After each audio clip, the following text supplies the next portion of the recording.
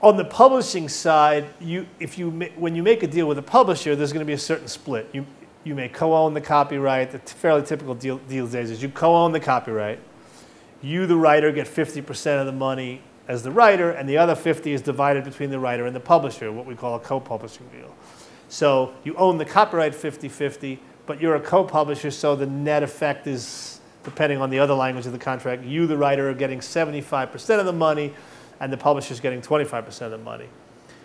An administration deal may not involve any ownership of the copyright. The administrator may take anywhere from 20 to 10 to even 5% and just gets a commission for collecting your money. But you know where you stand on it. The X factor, I guess, on the publishing side is for BMI, ASCAP, CSAC, the Performing Rights Society, it's not always clear how much they're taking.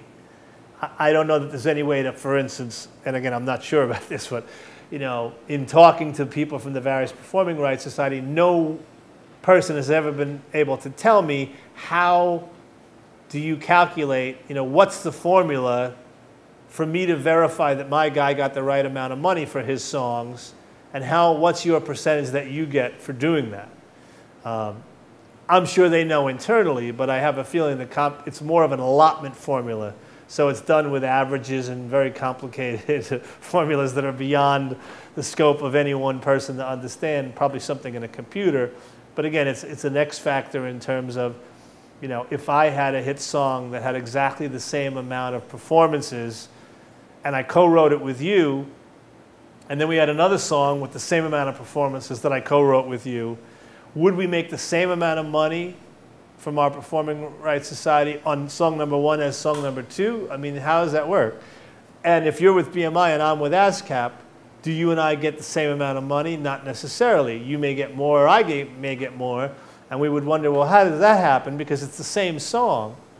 And again, that has to do with that kind of whatever the internal formula of each performing rights organization is. Again, I'm not trying to make an indictment of either of them. I'm just saying in all my years in the business, it's never been clear to me that there's an exact mathematical formula that I could sit down with and say, all right, it's been played this many times on the radio, so this is how much money I get.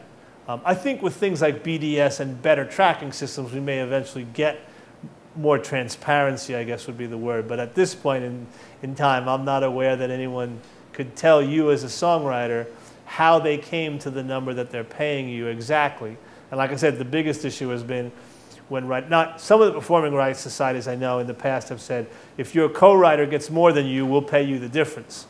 So if he made $1,000 more than you on the same song, we'll give you the $1,000. And that's all well and good, but it doesn't solve the problem of really, well, but why didn't we all end up with the same amount of money? I understand you'll make up the difference to give you an incentive to stay with, this organization instead of the other organization, but I don't know if that answers the question of, well, how you calculated it in the first place. So it's a little bit of a gray, kind of a non-transparent thing at this point.